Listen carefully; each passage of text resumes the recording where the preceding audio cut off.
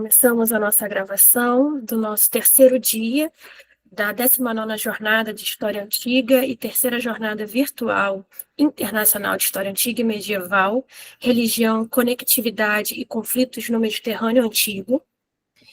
E nessa terceira palestra, nós iremos contar com os doutores Ayrton Poligny, Rafael Brunhara e Inácio Valentim. É uma honra termos os professores aqui para essas palestras. E na palestra de hoje nós iniciaremos com o professor Ayrton Poligny, da Université Haute-Alsace, com a apresentação Um Olhar sobre Conectividade, Colonização e Herói Fundador, o Oikistes, no Mundo Grego, Arcaico e Clássico. Bom dia, professor, a palavra é sua. Bom dia, você quer que eu passe o PowerPoint aqui? Eu vou tentar ver se entra aqui no cadê?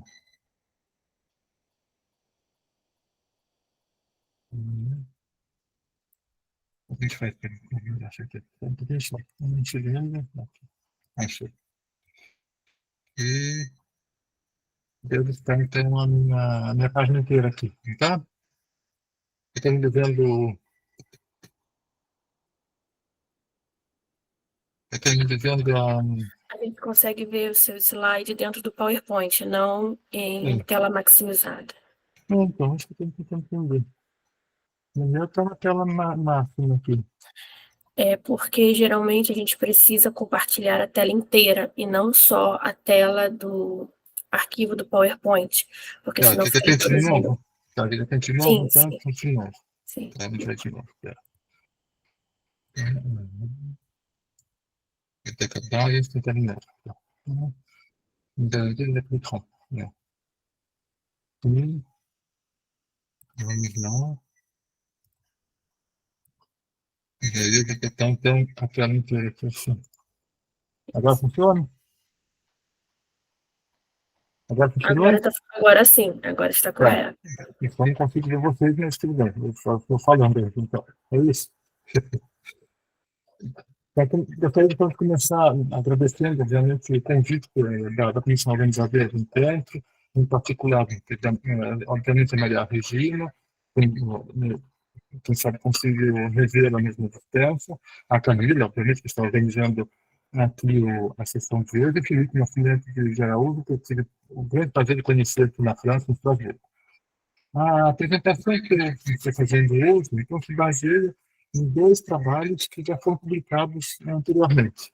Em primeiro lugar, um dossiê temático da revista Cadernos do Le Parc, publicado então na Revista Federal de Pelotas, no qual, junto com a minha colega amiga Adriana Espósito, da Universidade de Dijon, nós publicamos, definitivamente, mas também dois artigos com objetivo principalmente metodológico, para entender o que é a colonização grega, como se pode, hoje em dia, com as novas abordagens, principalmente pós-coloniais, abordar essa questão das realidades dos contatos da colonização grega das sociedades caféticas. O segundo trabalho, também que faz parte assim, da base da minha apresentação de hoje, foi publicado com uma outra amiga minha, colega, a Sofia Mantel, da Universidade de Besançon, que foi publicado então, nessa revista italiana, Arte e Memória della Società na Grécia, que é sobre, mais especificamente, sobre as honras aos heróis históricos ou lendários no mundo grego. Então, para começar, pegando inciso no título mesmo, né, da jornada, dessa jornada que estou participando, me trazer, o princípio é a partir do Mediterrâneo, você conseguiu entender bem, justamente, né, o Mediterrâneo, no qual os gregos, então, ocuparam, não tem a tradução em português, não tive tempo de fazer ela, eu mesmo, dessa passagem do Fédon, de Platão, mas justamente bem conhecido, né, que os gregos foram das fases, né, da planície oriental do Mar Negro até as colônias iraquias. E ocuparam então, toda essa região do Mediterrâneo, principalmente então, com toda essa parte da colonização, quer dizer, então, a mobilidade, a ocupação de terras fora da bacia do, do Mar Egeu e da Península Balcânica, principalmente então isso da Itália. Eu vou falar hoje um pouquinho também da Cirenaica, do norte, um pedacinho da África, e a parte que eu estudo mais especificamente é o sul da Itália e da Sicília. Nessa questão justamente dessa instalação de gregos em outros lugares, né, o principal, então, é fundar uma colônia. Cuja maneira de perceber, assim, né, de entender a fundação de uma colônia pode-se começar já analisando também alguns versos do Homero, que desde então tenta dar alguns elementos para podermos entender o que isso quer dizer. No pedaço do canto sexto da Odisseia, que fala, né, que os teatros se instalam em Félia, e para isso, então, né, assim, marcam o espaço, tem espaço urbano, edificam casas, edificam templos aos deuses, dividem as terras para serem cultivadas. E tudo isso comandado por um fundador, por um responsável da expedição colonial. E é esse fundador e responsável da expedição que vai me interessar mais na minha fala de hoje. Como eu disse, desde o início, estudar então a mobilidade dos gregos no Mediterrâneo, a instalação desses gregos no Mediterrâneo na época arcaica, hoje em dia se faz, em grande parte, tendo em vista abordagens contemporâneas, bastante contemporâneas, principalmente de pós-coloniais. Você tem aí alguns exemplos dessas abordagens pós-coloniais, das quais hoje em dia a gente para tentar interpretar o que poderia ter sido dessas instalações igrejas em outras terras. Continuo fazendo um pouco assim, do que eu já publiquei a respeito, com a minha colega Ariana Espósito, justamente nessa parte mais metodológica, né, de saber como utilizar o pós-colonialismo para a interpretação da colonização grega arcaica, principalmente no sul da Itália, na Magna Grécia, vocês podem ver um dia desses, se quiser. Então, começamos talvez pela terminologia, pelos termos gregos, que causam já um grande problema, porque, obviamente, como todo mundo sabe, colonização vem do latim e foi utilizado nas épocas modernas e contemporâneas para uma coisa que realidades bastante diferentes daquelas dos gregos antigos.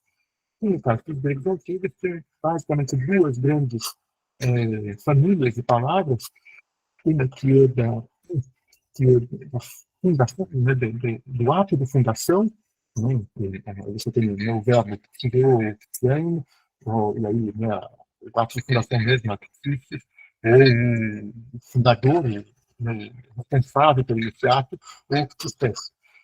Ou então, né, esse é a ação de fundar, né, ligado à ação de fundar, ou então, no caso, da sua consequência, nesse sentido, que é o fato de morar em algum lugar diferente, né, que, da raiz do domínio, da moradia, de onde se instala, né, do oikos. E aí, então, todos os derivados, né, a apoiquia, né, onde se instala, os apoicóis, né, aqueles que se instalam, os epoicóis, aqueles que vêm depois, que se instalam depois, nesse segundo momento, ou o que me interessa mais especificamente hoje, o oikistef, né, o líder, né, o organizador desse processo de instalação. Né. Então, é óbvio que não existe uma correspondência certa entre uma coisa e outra, entre o que nós vivemos no nosso vocabulário atual, de colonização, não tem como ser diferente, seria absurdo fazer neologismo de falar apoetização, seria uma estupidez. Então, tem que continuar usando a colonização, mas sabendo que a realidade é diferente. E, justamente, o interessante é tentar entender o que é essa nova realidade e, principalmente, no meu caso, qual é o papel, principalmente, qual é a herança desse epistério, desse fundador, na vida das novas cidades que são independentes. Né? Justamente, essa é a parte mais importante, né? As novas populações que são completamente independentes das metrópoles. Não vou nem entrar no caso específico da academia com as catequiais, né, né, com essas antigas instalações militares que podem se transformar em cidades-estados independentes.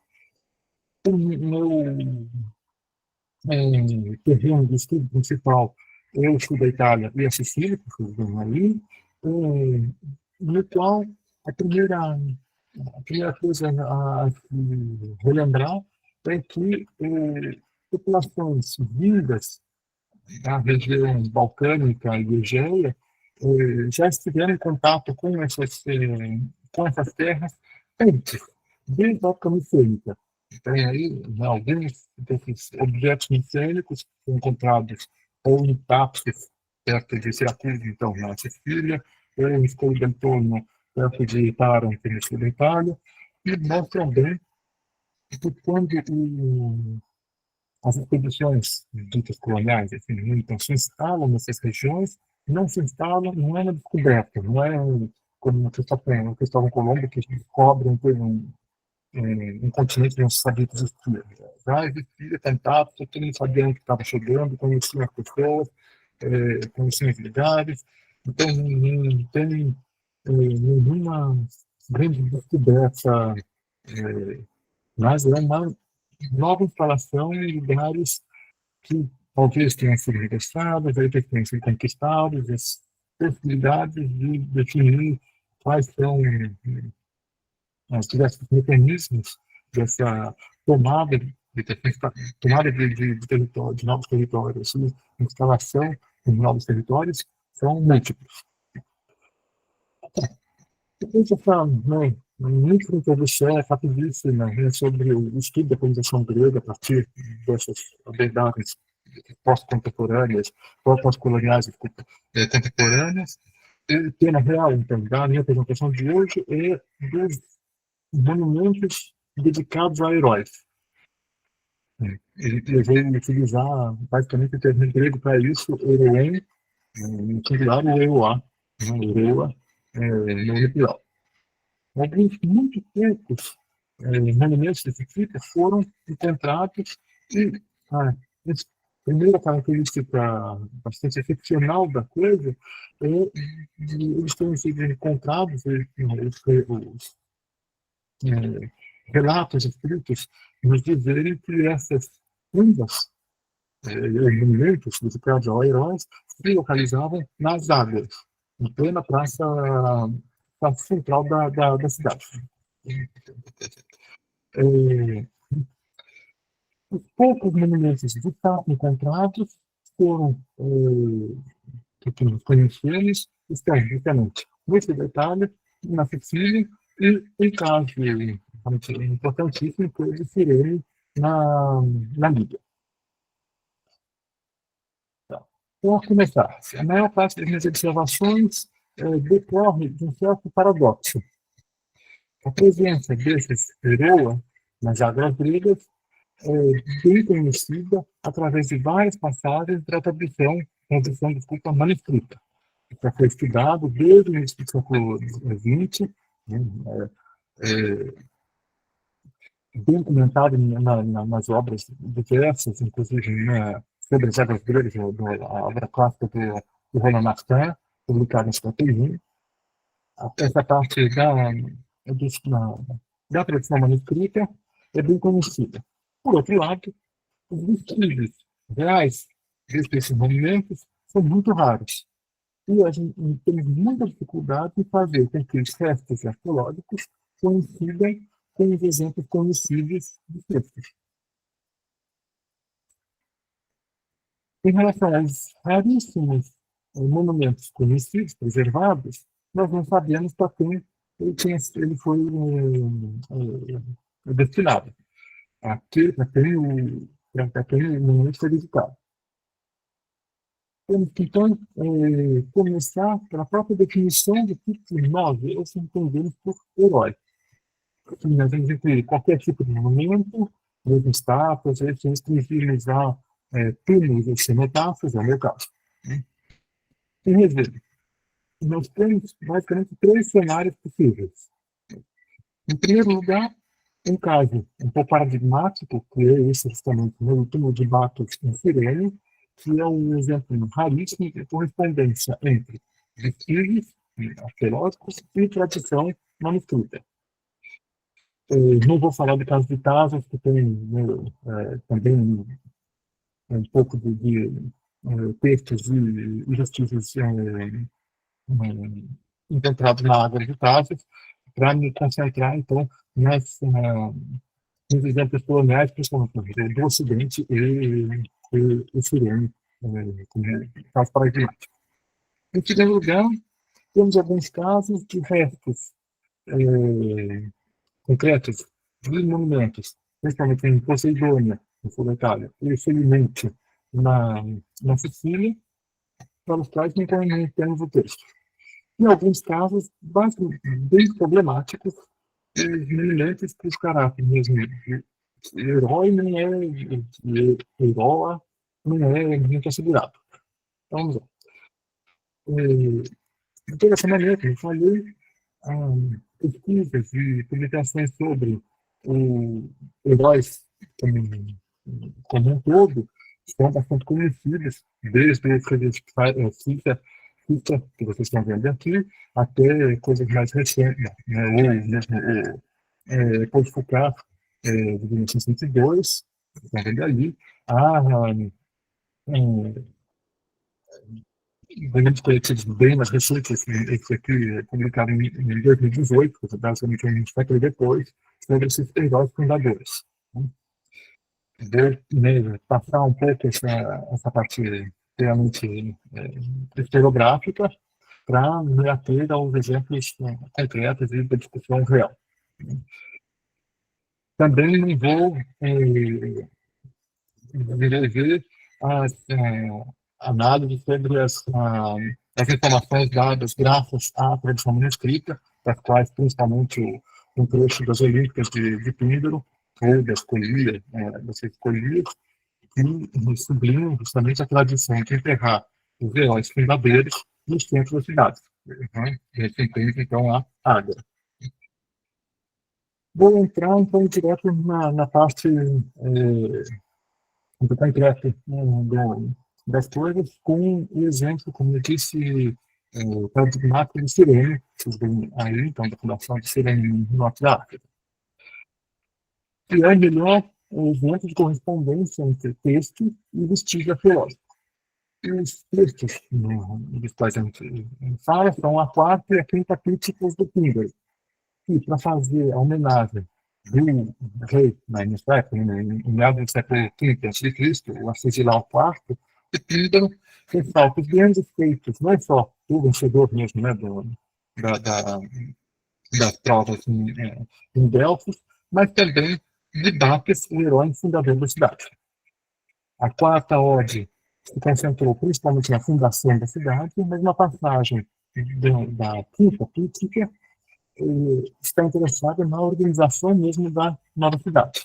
E assim, então, teria sido obra de Bacchus, fundador, né, da cidade de Cirene, a instalação de santuários, determinação de uma via principal, uma via sacra, que organiza o plano, né, de urbanística da cidade, e ele depois descansaria, seria enterrado em uma tumba localizada às margens da água, que seria homenageado como um herói, né, fazendo referência, então, aos heróis da tradição lendária.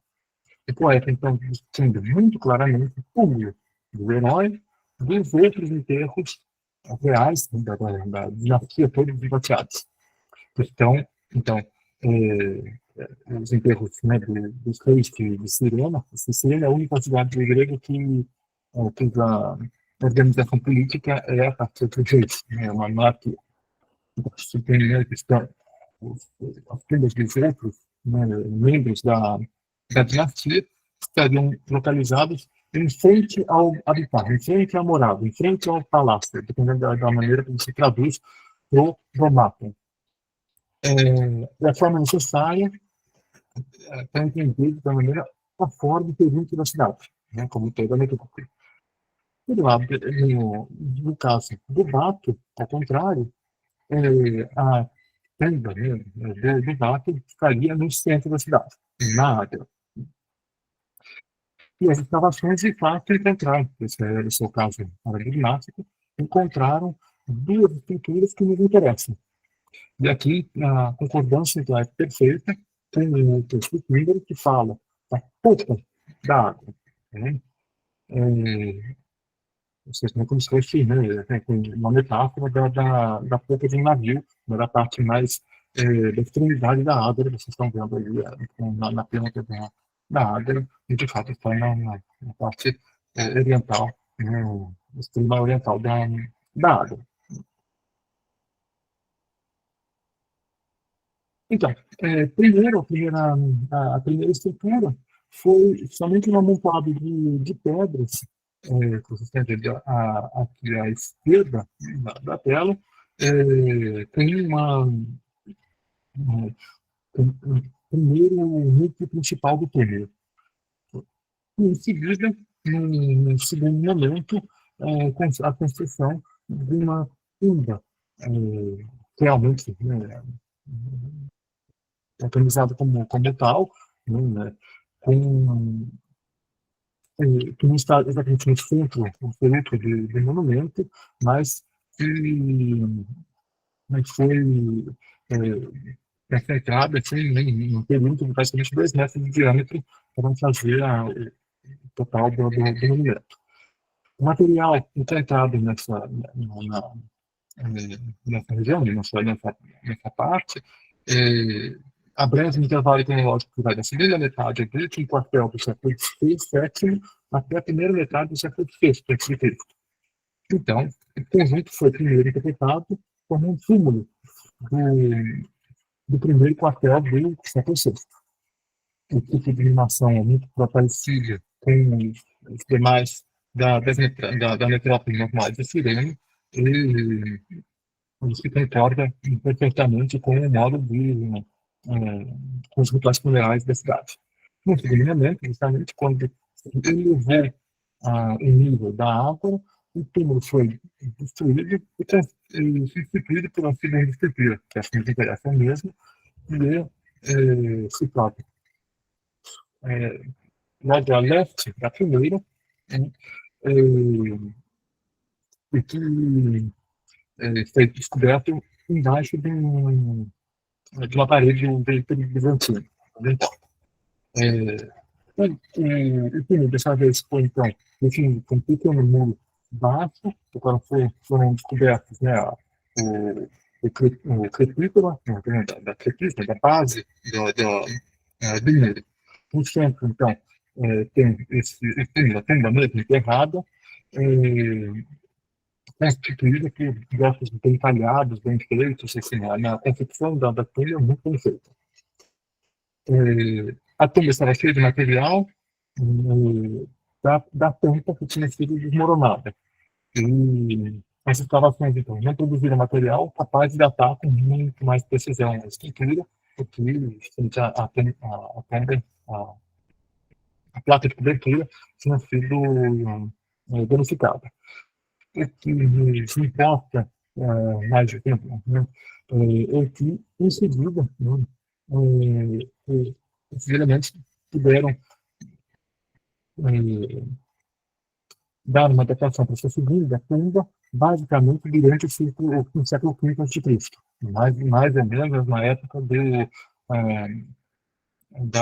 das críticas de Tinder, justamente. E logo depois, na proximidade desse grande estrutura de túmulo, a construção de um pequeno templo dito E3, que vocês veem aí à esquerda da imagem. Substitui um primeiro templo E2 de antes.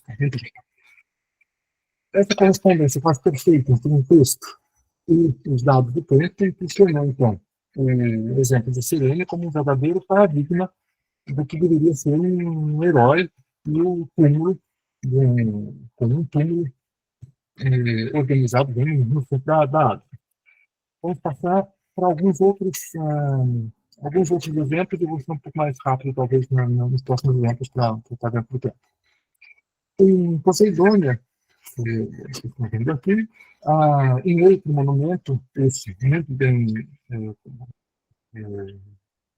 conservado, foi descoberto desde os anos 50, bem datado, principalmente graças ao material que foi deposto dentro da tumba, incluindo, então, principalmente essa ânfora ática que mostra a apoteose de Héracles e ídolos feitas em bronze, que mostram bem o caráter bastante de culto a um personagem importante da sociedade. O problema, obviamente, é que não temos nenhum texto para ter uma ideia de quem poderia ser, e existem várias hipóteses, principalmente vindas de algumas letras, como esse livro, né, origem grega, que foram encontradas em alguns vestígios de dados que poderiam indicar, por exemplo, tem algumas moedas que falam de um certo Medin, né, e o nome talvez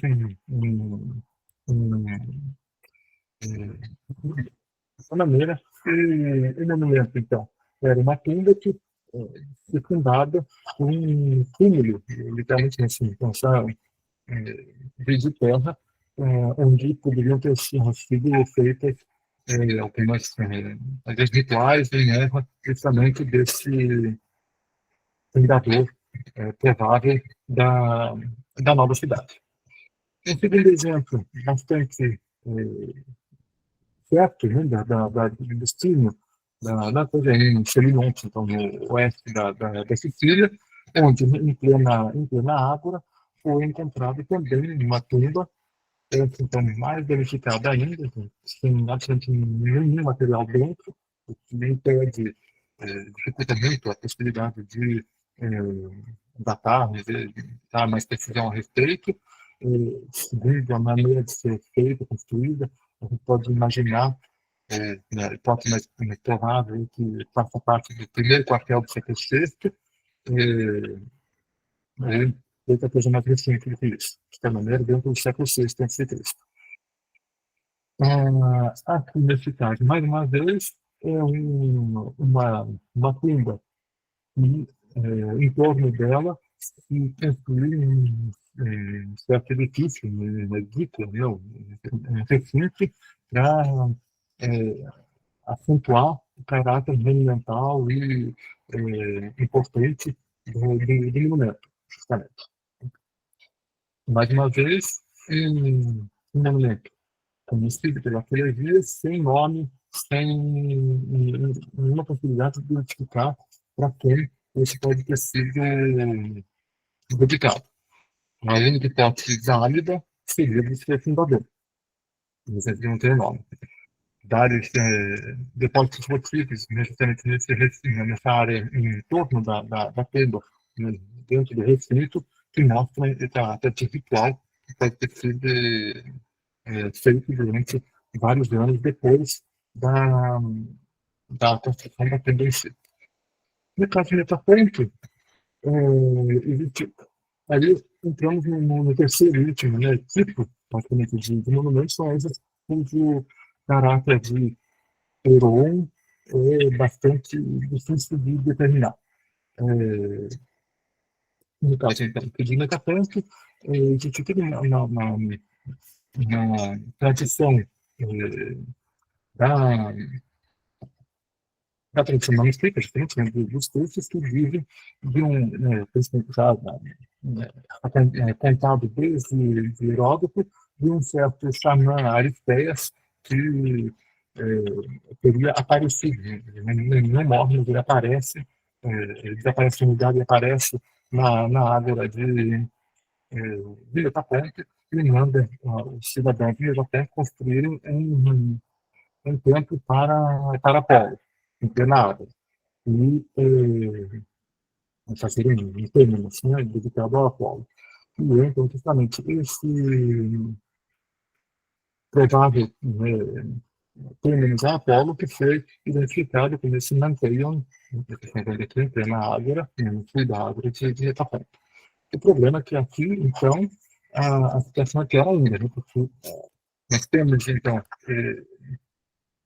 alguma coisa de tradição escrita que fala da existência desse tênis para Apolo, tem uma estátua desse próprio Aristeias, que deveria estar ali, que foi vista provavelmente pelo Heródoto mesmo, que não conta da história, mas esse Aristeias, obviamente, não é o fundador, não é um, esse não é um monumento para o fundador, mas é um monumento estranho,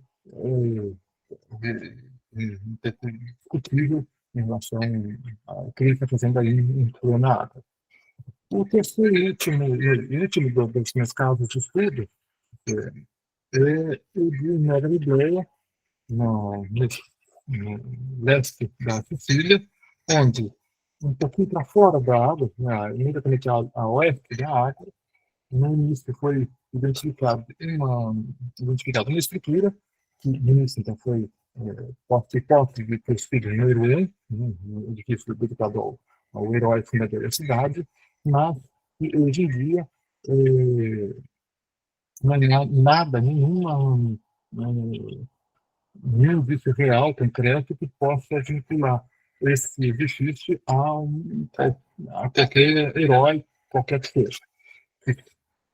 Que é um edifício do tipo sagrado, está basicamente segurado, só que não sabe hoje em dia para que ele pode ter realmente acontecido. Uma outra, última hipótese mais recente é que as dimensões dessa estrutura são exatamente dimensão exata do módulo da residência que nós encontramos, na cidade. Mas, assim, um elemento que serve só para falar qual a medida de quais são as casas, eu realmente não acredito muito. Bom, em todo caso, como vocês viram, o princípio de ser um pouco mais atento, talvez, e não identificar de maneira automática porque é um edifício de tipo sacro próximo da Ágora, que necessariamente seja um edifício dedicado ao herói fundador da cidade. Então, para chegar no fim, dessa apresentação bem rápida e bastante, assim,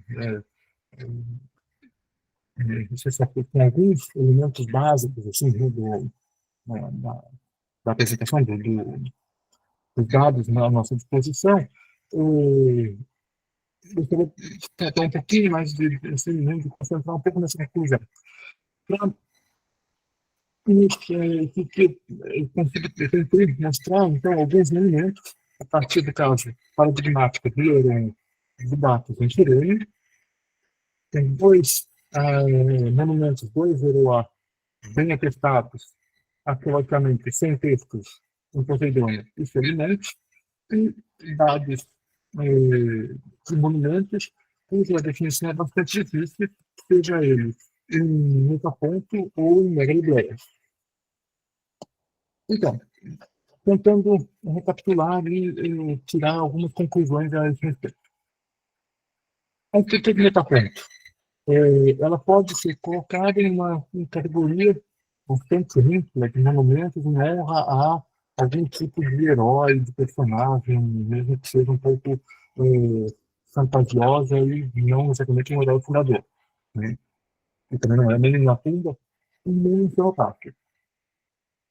Mas simplesmente uma estrutura dedicada a Apolo com uma estátua a esse Aristeias, esse personagem um tanto quanto fantástico.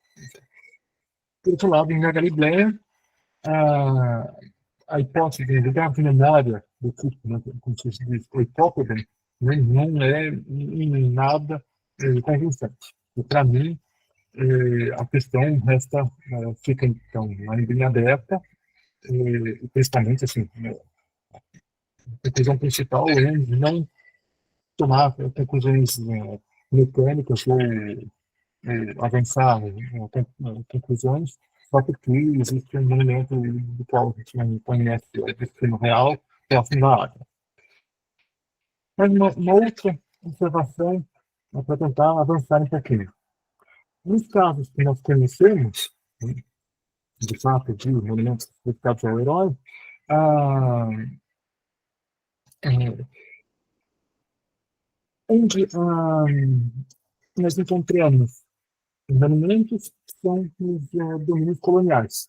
Nas cidades gregas do Egito, para os quais a tradição escrita é ampla, dizendo que poderiam existir monumentos dedicados a heróis, que eu não conheço nenhum monumento desse tipo foi encontrado até hoje. Nem que seja figuras lendárias e menos.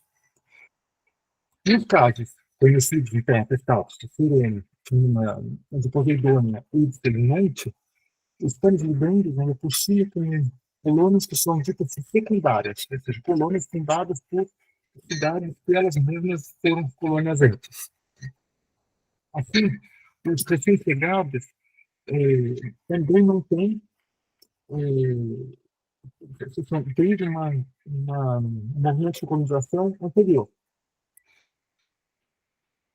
Com exceção de Batos, nos demais casos dessas cidades de fundação secundária, não existe relato de processo de fundação, e principalmente não existe o relato de transitação de conflito do oráculo de Delfos, não existe o nome do fundador, mas esse grande paradoxo são nessas cidades que encontramos esses monumentos conservados pela arqueologia. E o elemento é a cronologia dos monumentos.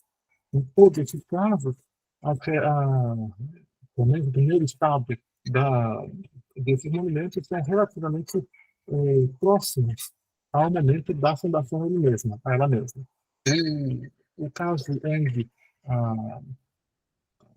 a diferença cronológica entre a fundação da cidade e a construção do monumento é maior, justamente a última que nós temos na foto agora, que é a de Poseidônia, que a datação é mais precisa. A cidade foi fundada por volta de 600 a.C. e o monumento foi construído por volta de 520, 510 a.C., ou seja, uns 80, 90 anos depois. Nos casos outros, a construção desse monumento em honra ao herói, também no caso de Poseidônia, obviamente, o fundador ele mesmo nunca foi enterrado lá. Já tinha sido fazia bastante tempo quando o monumento foi construído. Então, um cenotáfio, ou seja, a forma de uma tenda sem os restos de frente dentro. Então, nos demais, cerâmica, infelizmente, é muito próximo, a cronologia é bastante próxima, que pode-se imaginar que seja de fato o fundador real que tenha sido enterrado.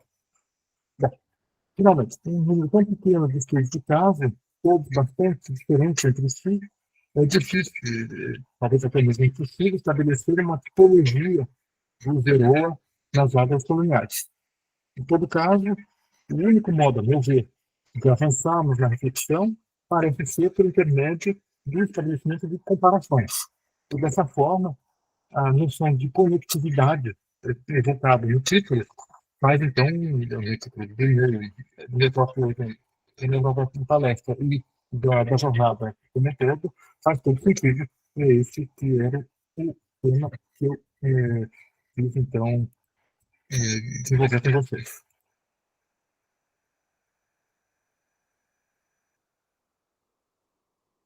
Obrigada, professora Ayrton Polini. Eu dou a palavra agora ao professor Rafael Brunhara, informando que, infelizmente, o professor Inácio Valentim não poderá estar presente, então a gente vai seguir dentro do horário. E o professor Rafael de Carvalho Matiello Brunhara, da Universidade Federal do Rio Grande do Sul, vai apresentar na palestra O Poeta e a Cidade em um Fragmento de Tirteu. A palavra é sua, professor. Obrigada. Muito obrigado, Camila. Obrigado pelo convite, professora Maria Regina. Não tive a possibilidade de encontrá-la hoje, mas eventualmente terei. Professora Laíra, é um prazer estar aqui com vocês. Já me adianto, me desculpando por não estar participando ativamente do evento, não estar conseguindo assistir as palestras. Estamos em meio a um início de semestre conturbado aqui na Universidade Federal do Rio Grande do Sul, então não tem sido possível acompanhar esse belo evento, né? Bom, a minha fala, né, eu vou falar aqui de poesia lírica grega, vou por uma abordagem um pouco mais literária, né, de leitura de fragmentos poéticos, de interpretação desses fragmentos, e lírica grega num sentido lato, né, como tem sido utilizado atualmente, né, um sentido que reunia os três gêneros de poesia que os gregos, de poesia do eu, que os gregos produziam, né, a elegia, a mélica e o jambo, né. E eu escolhi um poema elegíaco de Tirteu, poeta espartano, que retrata bem os temas que norteiam esse evento: religião, conectividades, conflitos. Né? Pois trata-se de uma série de fragmentos em que o Tirteu narra como, sob as ordenanças de Zeus, os Heraclidas conquistaram a região do Peloponeso, aludindo aí ao que a historiografia conheceu como a invasão dórica, né?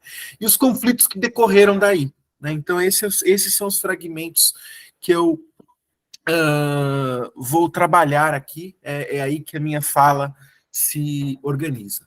Bom, embora o Tirteu ele seja frequentemente lembrado pelas suas exortações marciais, os antigos testemunhos atribuem a ele um poema de cunho histórico e cívico-religioso, intitulado Eunomia, que provavelmente faria alusão a um importante documento, uma importante legislação espartana, a Retra de Licurgo. É um poema que colocaria Tirteu na tradição dos poetas pacificadores. Segundo as lendas a respeito desse poeta, o Tirteu seria um mestre de letras, um gramatistés coxo, que foi desprezado em Atenas e enviado para Esparta por orientação do oráculo de Apolo, que instruíra os lacedemônios a tomarem Tirteu como um conselheiro na sua guerra contra os messênios. O Tirteu teria chegado a Esparta e, com o poder das suas exortações, teria levado os espartanos à vitória e pacificado a cidade da ameaça de guerra civil. Então, se nós dermos créditos a esses antigos testemunhos, o Tirteu não teria sido o primeiro poeta a se instalar em Esparta para pôr fim aos conflitos civis, ou, usando o termo grego, stasis, né, stasis, ele não teria sido o primeiro a se instalar em Esparta para pôr fim a um conflito como esse, por ordenança de um oráculo. Nos é dito também que Terpandro, originário de Lesbos, teria sido convidado a Esparta para dirimir uma rebelião civil. E Tales de Gortina, um poeta cretense, teria dissipado com seus poemas uma peste que graçava entre os espartanos. Um autor, Eliano, ele também inclui outros poetas, ele inclui Alcman e um desconhecido poeta de nome Ninfeu de Sidônia a lista de poetas estrangeiros radicados em Esparta para solucionar os problemas públicos da cidade.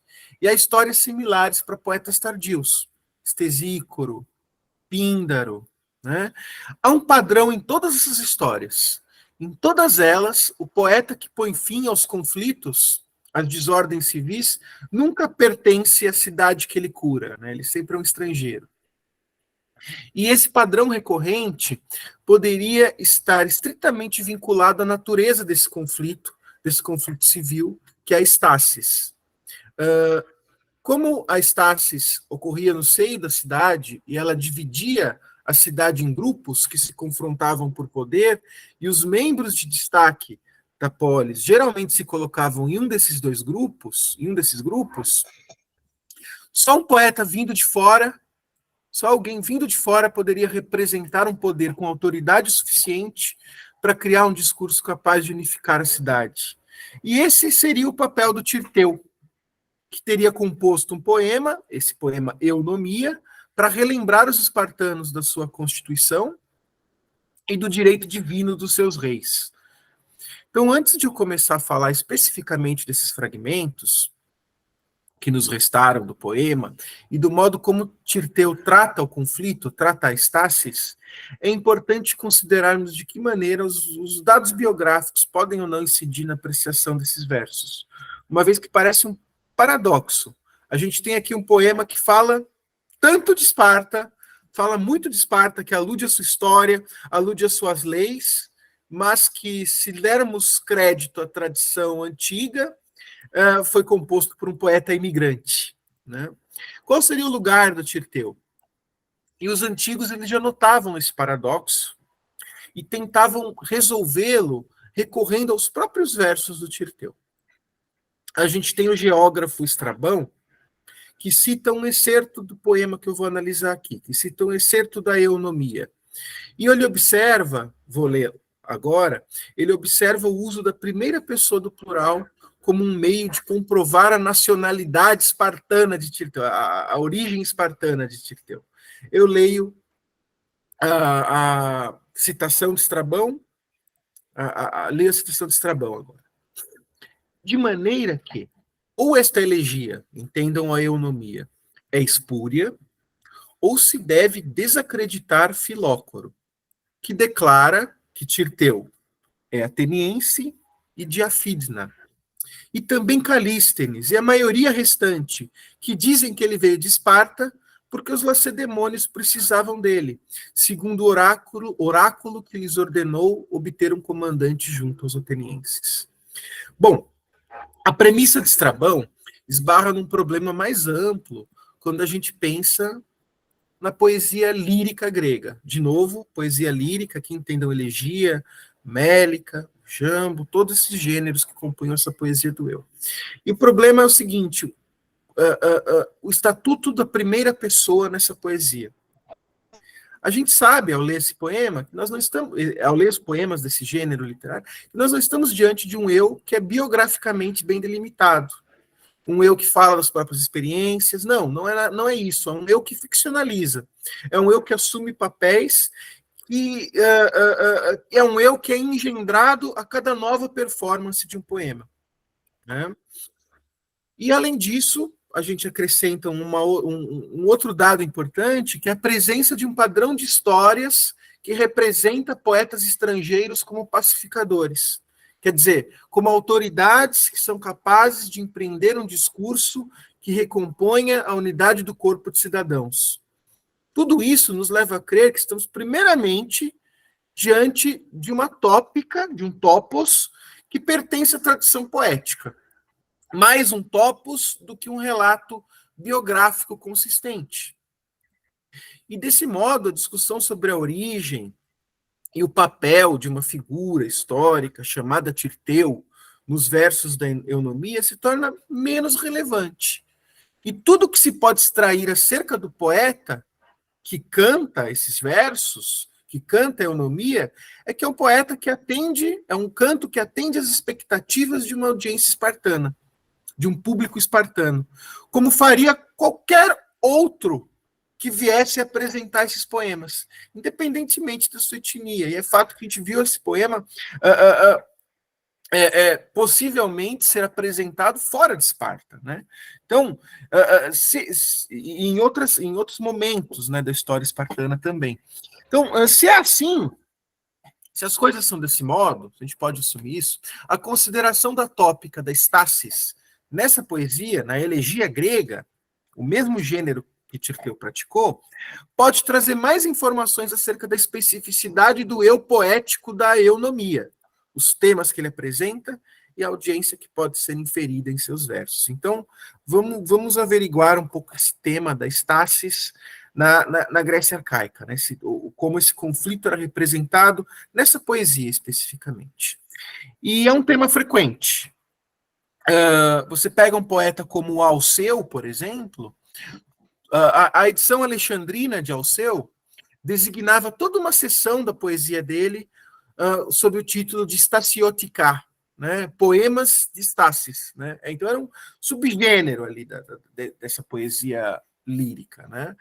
E de tal maneira os poemas eram substanciais na obra de Alceu que há estudiosos que defendem que eles integravam uma seção distinta de outros poemas políticos mais amplos, né?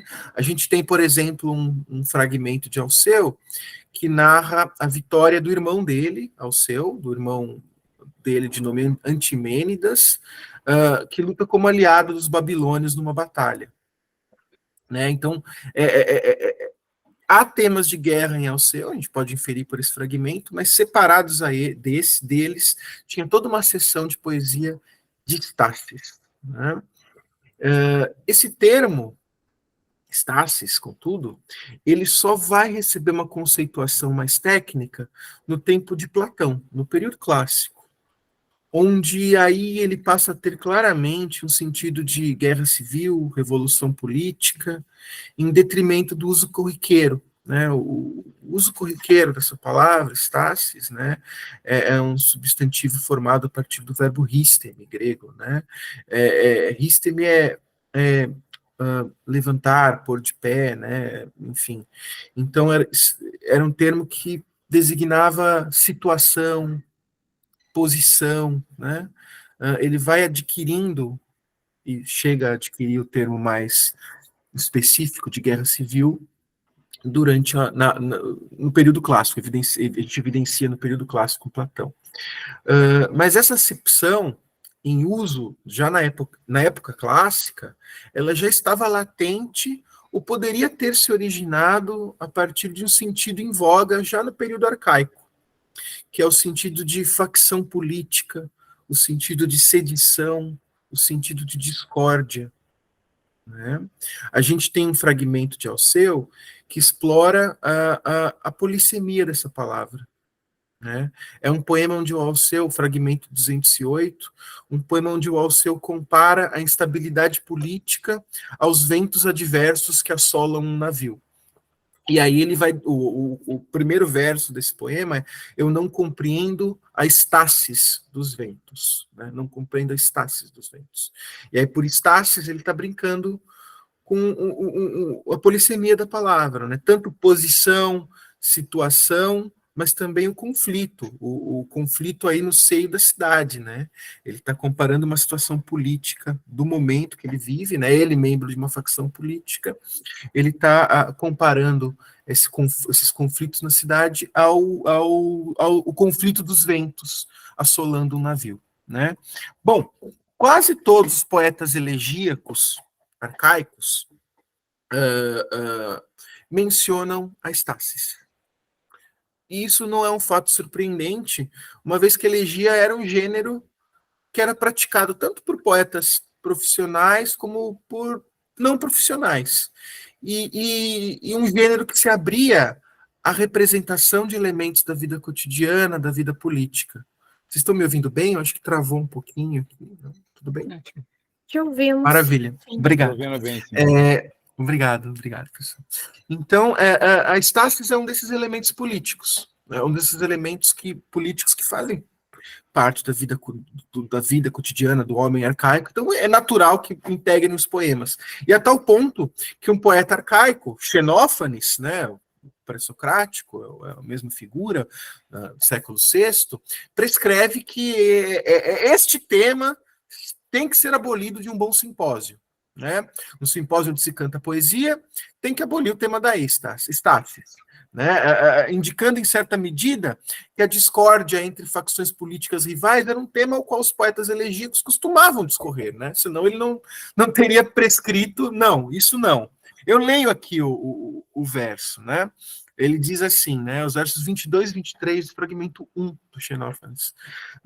Não devem expor os combates de titãs, de gigantes, de centauros, ficções dos antigos, ou as ardentes sedições. Sedições, aqui eu estou traduzindo Estácis. As ardentes sedições, nelas não há o que preste, é o que ele vai dizer nos seus versos. E a Estácis, além de Xenófanes, a Estácis também é apresentada com frequência nas Teognídeas. Né? Teognídeas é um corpus de elegias do século VI, atribuídos a um poeta de Mégara, de nome Teógenes, mas lá o nome, o termo tem um sentido mais abrangente do que aquele que vai ser delimitado por Platão, por Aristóteles. Em uma elegia, o Teógenes faz uma prece para que Apolo afaste o exército dos medos da cidade, para que os cidadãos voltem a desfrutar, eu citando, da cítara e da amável festa. No entanto, ele teme duas coisas. Ele teme, primeiro, a sandice, a insanidade dos gregos, o termo grego é apradien, e essa insanidade, essa apradien, ele especifica como stasis, né? A loucura dos gregos é stasis, sem aludir a uma situação específica, mas simplesmente a agitação, a discórdia que é provocada entre os cidadãos por causa da ameaça persa, né? Por causa da ameaça persa que pode consumir o povo, pode destruir o povo. A palavra que ele vai usar é lauftoros, né? Eu vou ler esse fragmento. Sim, eu mesmo tenho medo de olhar a sandice e a sedição assassina dos gregos. Vamos, Febo, sê-nos propício, guarda esta cidade. Né? Então, tem essa relação entre esses termos, apradien, stasis, né? E, como sabemos, né, a Grécia arcaica era esse período de enormes agitações. Uma figura central desse período, uma figura central desse momento, é a figura do tirano. E o auge da produção poética desse período coincide com o estabelecimento dos primeiros grandes tiranos no mundo grego. Então, é uma poesia que põe como causa do surgimento do tirano, entre outras coisas, né? Ele vai pôr como causa do surgimento do tirano a estasis, a discordância, o conflito entre os cidadãos. E ainda nessas elegias de Teógenes, das Teognídeas, perdão, o poeta menciona a crise política em Mégara, dessa vez parecendo aludir a um momento específico da história da cidade, um momento em que o tirano, Teágenes, ascende ao poder. Né? E o Tirteu vai falar isso, o Teógenes vai falar isso em termos bastante gerais, que eu vou citar também aqui. Né? Ele se dirige a um interlocutor de nome Cirno e diz assim: Cirno, a cidade está prenhe, temo que gere um homem que endireite nossa vil desmedida, pois disso vêm sedições, táceis, massacres entre irmãos e os tiranos, que isso nunca agrade a cidade. Então, o tirano, nas Teognídeas, ele é chamado de o retificador da desmedida, né? Aquele que endireita a desmedida. É uma figura que vai nascer no seio da comunidade em turbulência, e embora ele seja temido e indesejado, ele atua como uma força, ele acaba atuando como uma força coesiva que vai reestruturar a cidade, né? Ele é esse retificador. E a descrição desse cenário que o Teógenes coloca é tão geral que ela poderia ser aplicada à poesia de qualquer outro poeta, sobretudo de um outro expoente da elegia grega, da poesia grega, Solon, né? De modo que nós podemos pensar que a reflexão que Teógenes dá em seu poema sobre Estácias na cidade seja própria de um pensamento político arcaico, que foi amplamente transmitido pela elegia grega por causa do caráter circunstancial e por causa da ocasião de performance dessa poesia, que era propícia à discussão política, né? Uma ocasião de performance, geralmente o simpósio, né? Aqui. O Solon, ele vai descrever os efeitos da eunomia, né? Da boa lei, a gente pode traduzir assim, ou da lei da ordem sobre o povo, num tom que remete aos versos que eu li das Teognídeas. A eunomia é aquela força que é capaz de turvar a híbris e retificar as tortas sentenças. Eu leio o poema de Solon. Mas eunomia revela tudo bem disposto e adequado. E muitas vezes encadeia os injustos. Aplana o áspero, cessa o excesso, turva a violência, faz murchar a viçosa flor da perdição. Perdição é híbris aqui. Endireita as tortas sentenças, né? Voltando ali, relembrando Teógenes. Ações soberbas faz suaves. Cessa as obras da dissensão, cessa a cólera da dura discórdia. Por ela, tudo entre os homens é adequado e prudente. Bom, ao tratar da eunomia, esse poema de Solon se converte num breve hino. Uma vez que é personificada a boa legislação dos homens, ela passa a ser tratada como uma divindade, em atribuições que são muito semelhantes às de Zeus no proêmio da obra de Hesíodo, Trabalhos e Dias. Lá nos Trabalhos e Dias, Zeus coloca-se como o extremo antagonista da híbris. E ele próprio, a plena representação da justiça, da dike, que é capaz de aprumar as tortas sentenças, retificar as tortas sentenças, esse termo que a gente tem visto. Do mesmo modo que a gente viu, né, com a eunomia de Solon, né? Eu leio aqui o início, para a gente lembrar aqui, o início dos Trabalhos e Dias. Hesíodo põe lá. Musas da Piéria, logo a invocação, né? Musas da Piéria, por canções glorificando, vinde, falai de Zeus, o vosso pai, Ineando. Por ele os mortais são notos ou ignotos, famosos ou infames, por querer de Zeus grande. Fácil ele faz forte, fácil o forte ele enfraquece, facilmente o amplo amaina e o invisível acresce. Facilmente aplana o torto, o altivo esvaece, Zeus que no alto freme e habita sublime sede. Atende-me, porque vês e ouves. Retifica as sentenças, tu. Né? E aí começa o poema, né, com a interlocução a Perses, né, o interlocutor de Hesíodo nessa obra. Né? Eu a Perses quero verdades proferir. Bom, a gente pode notar uma distinção entre noções de dike, que Hesíodo e que Solon delineiam. Se em Hesíodo a dike é simultaneamente a justiça e o julgamento que são proferidos por Zeus e que aparecem encenadas na própria poesia de Hesíodo, né?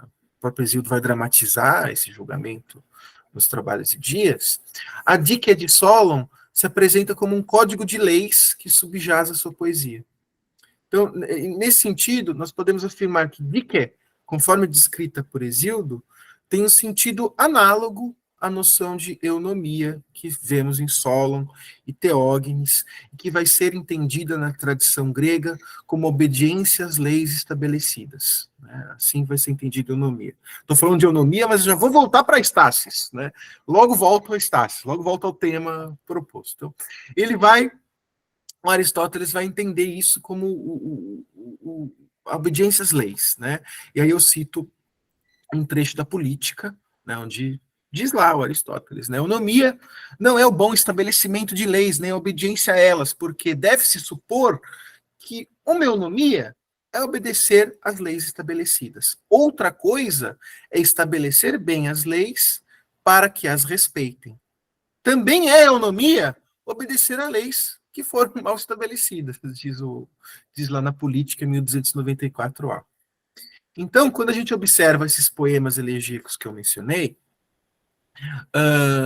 a gente parece estar diante de uma convenção poética, que é especialmente comum à elegia grega, com o tom moralizante, com o tom aristocrático, que explicitam o elemento político das elites, das oligarquias. Um dos males mais perniciosos numa cidade é a discórdia entre os cidadãos, a stasis. Essa discórdia, ela é tratada como híbris, ela é tratada como um desequilíbrio provocado por um comportamento excessivo que transpõe os limites do correto e provoca voluntariamente a injustiça. Então, a gente pode dar uma definição de híbris, né? Esse comportamento excessivo que ultrapassa o que é correto e que provoca injustiça. Bom, esse comportamento só pode ser debelado pela obediência à boa lei, pela obediência à lei, pela obediência à eunomia, ou pelo advento de um homem que concentre sozinho o poder em suas mãos, que é o que Teógenes argumenta, né? Parece um fato bem provável que os poemas arcaicos sobre Stasis se abrissem frequentemente para o tratamento da eunomia, ou ao menos veiculassem o ideal de obediência às leis estabelecidas como um critério para a salvação da cidade e para a restauração da sua unidade política. Então, o que eu vou fazer agora, cabe agora fazer nessa fala, é identificar se o poema do Tirteu, conhecido pela Antiguidade Tardia com o título de eunomia, né, esses fragmentos que nos sobraram, estão agrupados sob esse título, se ela apresentava esses elementos e se poderia ou não ser entendido como um poema que retratou Stasis, que antecedeu a instituição da retra, né, da legislação de Licurgo em Esparta. Bom, é um consenso entre os historiadores antigos, né, a gente vê, de que Esparta passou por um período de stasis e um período de caconomia, né, malei, caconomia, né, antes de alcançar a eunomia, graças às reformas de Licurgo, sobretudo a Grande Retra. O poema de Tirteu ficou conhecido justamente pelo nome de eunomia, ou de o nome alternativo que ele tinha na antiguidade, Constituição para os Lacedemônios, fazia referências a esse documento constitucional da Esparta pré-clássica. A edição as edições modernas desse poema de Tirteu, sobretudo uma edição muito importante, a de Martin West, né, ela, que é a que eu sigo quando eu leio e traduzo esses fragmentos, ela reúne 4 fragmentos sob o título Eunomia. O primeiro é o próprio testemunho de Aristóteles que eu acabei de ler, né? É um testemunho que simplesmente atesta a existência do poema. Em seguida, a gente tem o fragmento 2, fragmento 4, que são versos da própria, vamos dizer, da própria lavra de Tirteu. São versos da própria eunomia, né? Citados, né? Autores antigos, cita os versos da eunomia. E aí, né? Então, são versos do próprio poema. E nesses versos, nesses 2 fragmentos, Tirteu justifica a autoridade do poder real e a validade das leis, afirmando que elas são válidas porque tanto os reis quanto as leis são válidas porque estavam assentados em estatutos divinos.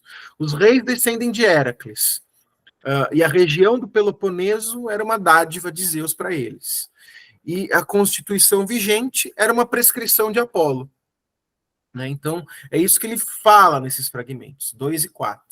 A gente tem o fragmento 3, que é descartado por essa edição mais recente, as edições mais atuais do texto grego, por ser um verso hexâmetro datílico, né, que edições antigas do século XIX atribuíam a Tirteu, mas que os editores modernos descartam por considerá-lo um provérbio espartano, provérbio cuja autoria não pode ser rastreada, né, não é possível de rastrear. Bom, o testemunho do Aristóteles, lá na política, que é o fragmento 1 da Eunomia, alude às guerras da Messênia, alude às sedições, à necessidade de redistribuição de terras em Esparta, e dá a entender que o poema era muito maior do que os fragmentos que nós dispomos. Né? Há estudiosos que incluem outros fragmentos dispersos da obra de Tirteu, que narram eventos dessa guerra, né? Como o fragmento 5, que narra a vitória dos ancestrais de Tirteu e a escravidão dos micênios, né? Os fragmentos 5, 6 e 7. Né? Então, o entendimento moderno é de que a Eunomia era uma longa elegia que narrava a história de Esparta, entremeando-a com exortações, né, e conselhos, né, do poeta aos concidadãos. A semelhança de outros poemas que dispomos, né, um intitulado Salamina, de Solon, outros poemas de Miminermo, a Esmirneida. Né? Então, as referências à Retra no poema estariam concentradas no fragmento 4, o fragmento que apresenta o vaticínio de Apolo. E esse fragmento vem conservado por Plutarco. Plutarco, na sua vida de Licurgo, vai associar as palavras de Apolo, no fragmento 4, à profecia que Licurgo recebeu e que engendrou a Constituição espartana. Desde então, foram poucos estudiosos que questionaram esse vínculo. Então, eu vou ler o fragmento aqui do Tirteu. Né? Leio aqui. Febo ouviram, e de Delfos levaram para o lar as profecias do Deus e as palavras certas. Dirigir o conselho os reis honrados por deuses, a quem importa a cidade amável de Esparta. E os primevos anciãos. Depois, homens do povo, por sua vez, respondendo às retas sentenças, pronunciem ditos belos e hajam com justiça em tudo, e não deem à cidade conselho oblíquo, para que vitória e poder sigam as massas. Sobre isso, eis o que Febo revelou à cidade. Bom, há muitas semelhanças entre a citação que o Plutarco faz da Retra e esse fragmento. Né? Ambos vão elaborar a descrição de um sistema de governo, que é dividido entre reis, anciãos e povo. Ambos, tanto a Retra quanto o testemunho de Plutarco, tanto a Retra citada, mencionada por Plutarco, quanto o fragmento, parecem advertir sobre a capacidade do povo de falar de modo torto, de modo oblíquo. Estão preocupados com o exercício do poder. A palavra aparece textualmente no fragmento, né? Em grego é kratos. Né? Então, há uma semelhança que é inequívoca. Mas algumas leituras, alguns estudiosos demonstram um certo ceticismo em fazer uma pronta ligação entre esse documento legislativo espartano e o poema de Tirteu. Né? Alguns vão dizer que o poema não cita a Retra, mas é anterior a ela e oferece uma resposta típica do século VII a.C., às crises internas, uma tentativa de restaurar a harmonia por meio da reafirmação da ordem sancionada por deuses, por meio de rituais, oráculos e canções. No entanto, qualquer caminho interpretativo que a gente adote, é visível que tanto a Retra de Licurgo, e aí eu estou usando o testemunho de Plutarco, como a Eunomia de Tirteu, surgem num contexto de estasis. Né? Não se pode analisar com certeza se tratavam dos mesmos períodos, mas os expedientes poéticos que Tirteu adota podem nos dar alguns indícios do eu poético e da audiência que se manifesta na Eunomia, e assim revelar alguns traços da sociedade espartana que Tirteu representa. Né? Quando a gente vê que alguns estudiosos, estudando esse código legislativo de Licurgo, veem que ele traz algumas semelhanças com o corpus poético das elegias de Teógenes, né? Que eu já mencionei anteriormente.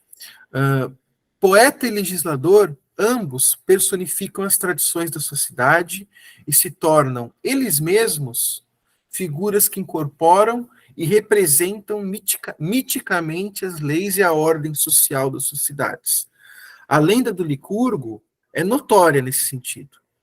Ela nos mostra que a sombra do legislador espartano, esse legislador lendário, Licurgo, perpassa eventos que estão dispostos em um longo intervalo de tempo, longuíssimo, do século IX a.C. ao século VII a.C. Né? Então, a gente poderia dizer que essa figura desse legislador mítico, lendário, antes representa uma tradição acumulada de Esparta. E as elegias, e isso a gente compara com a poesia do Teógenes, que também se coloca como poeta, embora um poeta que vai ditar as leis e o modo de ser dos cidadãos. E essas elegias do Teógenes, elas também dão essa percepção de uma tradição acumulada, porque elas não mencionam momentos históricos específicos. Né? Nos poemas do Teógenes, a gente vai encontrar o temor pela tirania, né? Ele vai relatar o temor da tirania, mas o relato é suficientemente amplo para designar não só a tirania que assolou Mégara, a tirania de Teágenes, mas qualquer tirania, esteja ela disposta no tempo, então acenando para eventos outros da história de Mégara, ou no espaço, podendo servir para qualquer polis no mundo grego, né, sendo uma convenção poética que era. Então, assim, quando o poeta se refere a aspectos da política da cidade, como a constante ameaça de Stasis, ele o faz se valendo de lugares comuns da tradição poética grega arcaica. E é aí que eu queria chegar. E tendo em vista esse dado, a gente pode ficar ainda mais cético a respeito da relação entre a Retra e o fragmento de Tirteu. Desculpem. Se tanto Solon como Teógenes não delimitam claramente as estáceis em seus versos, senão por breves menções, nós podemos pensar que Tirteu também. Tirteu também não mencionaria diretamente a Retra, e como eles, se valia de procedimentos comuns de uma tradição poética elegíaca, de maneira a reforçar um sentido de tradição acumulada que fortaleceria sua proposição, assim como ocorre no Código Legislativo de Licurgo. Ainda lembremos que um procedimento antes alusivo do que descritivo também poderia constituir um traço de gênero da poesia grega arcaica, da elegia especificamente. Uma vez que o gênero elegíaco se abria para a discussão do momento presente, para a discussão de uma realidade contemporânea à performance, pode parecer redundante para o poeta descrever os pormenores da situação política. Né? Não o fazer também garantiria uma ampla difusão dos poemas em diversas performances ao longo do tempo e do espaço. A abrangência e a reiteração desses cantos em outras performances, para além da original, é uma preocupação que o próprio Tirteu parece enunciar. Em um dos seus fragmentos, ele vai elencar os motivos para louvar um guerreiro. E esse louvor ele não faria sentido se restringisse a uma única performance. Né? Esse guerreiro se torna imortal para ser cantado ao longo do tempo. Então, o guerreiro que o Tirteu coloca nos seus versos, ele não é louvado por feitos específicos, mas antes por qualidades inatas que todo bom combatente mostrava na guerra. Eu cito os versos rapidinho aqui. Ele diz lá num fragmento 12, eu não me lembraria, em verbo um varão não poria, pela virtude dos seus pés ou de sua luta, nem se tivesse altura e força de Ciclopes, e em corrida vencesse o Trácio Bóreas, nem se tivesse porte mais gracioso que Títono, ele vai seguindo, ou se tivesse toda a fama, senão a bravura impetuosa. Pois um varão não se torna valoroso na guerra, se não ousa olhar a matança sanguinária e, postando-se perto, atinge inimigos. Né? Então, bom,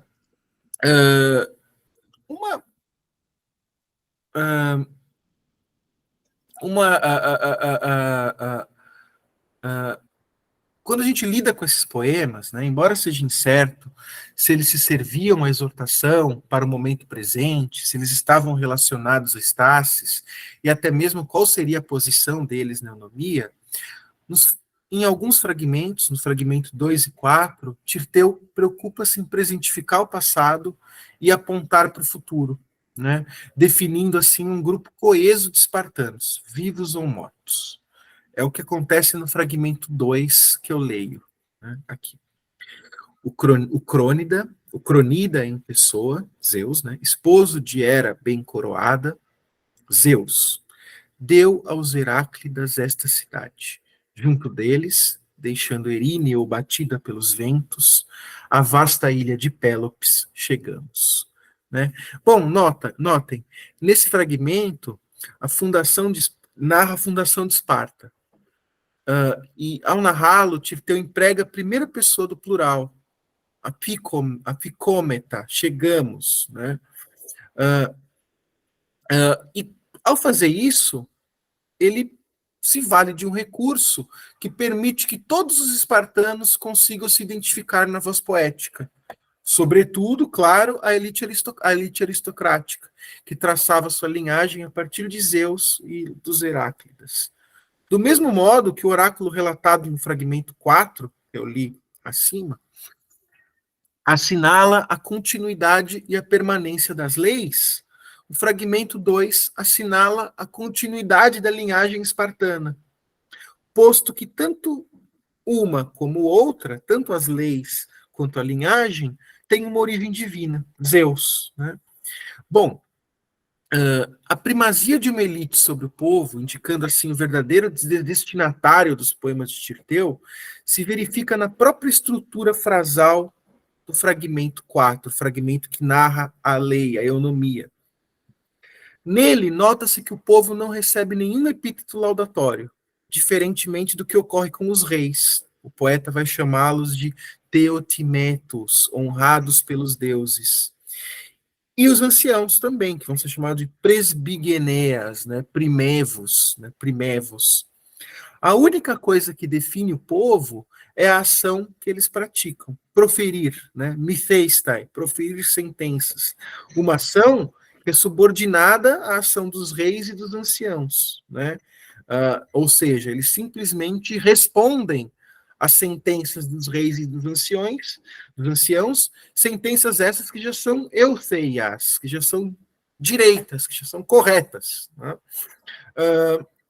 Então, se a gente pensa em termos gerais de uma convenção poética, a gente tem o fragmento 3, que é aquele provérbio espartano anônimo, também poderia estar entre os fragmentos de Tirteu, indo na contramão dessas edições modernas.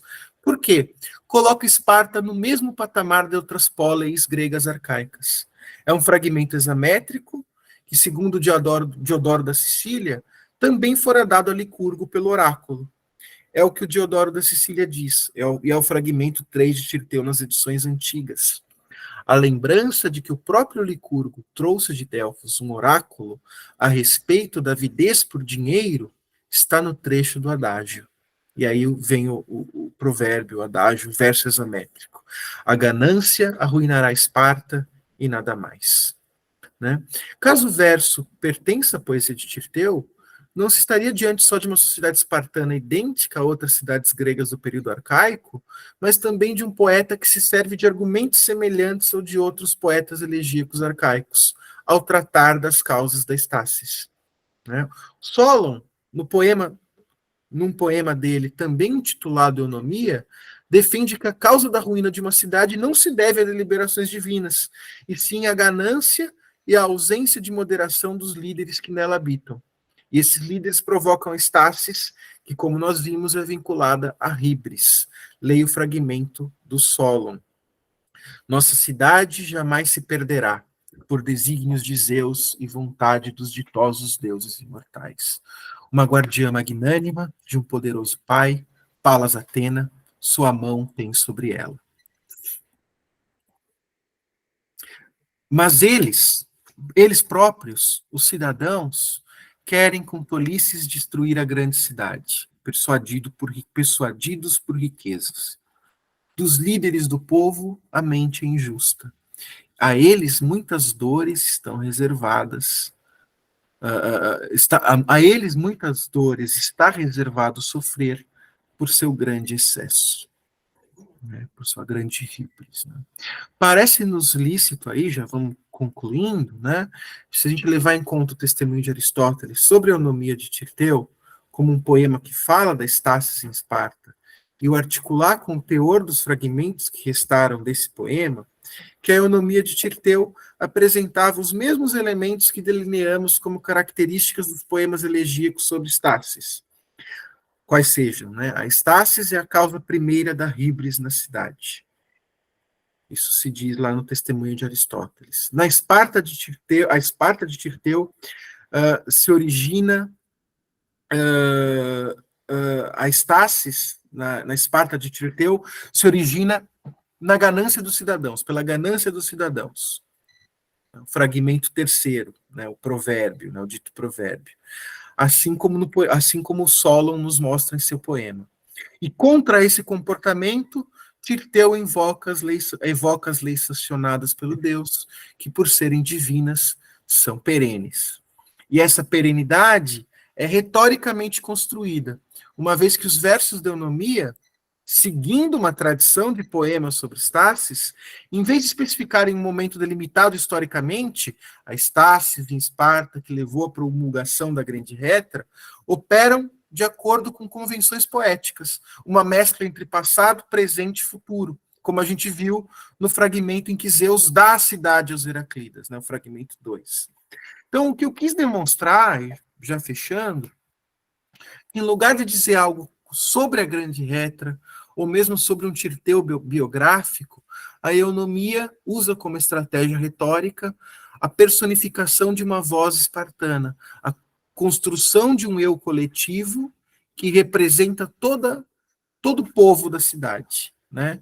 E o modo como esse povo responderia, né,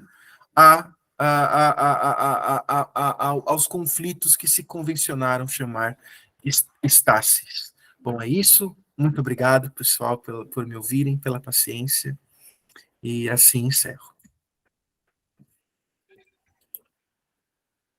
Nós que agradecemos muito, professor. Ótimas palestras, né? Já adianto. Eu vou abrir esse momento para as perguntas. Se alguém quiser falar aqui, deixando as perguntas para os professores, ou também colocar no chat, pode colocar que eu leio. Então, esse é o momento para a gente tirar dúvidas e ampliar ainda mais nossos conhecimentos após essas duas ótimas palestras.